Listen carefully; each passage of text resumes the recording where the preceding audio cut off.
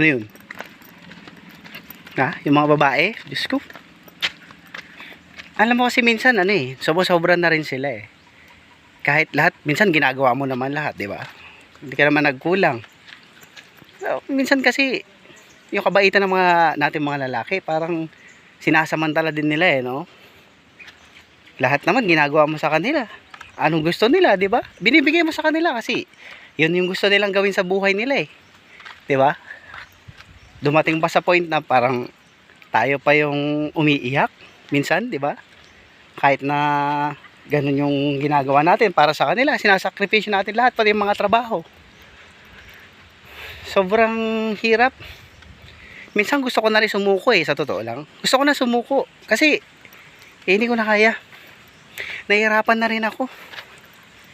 Sobrang lahat na lang ba? Ganun na lang yon.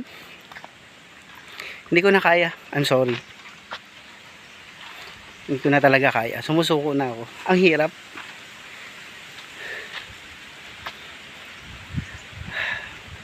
Hindi ko na kaya.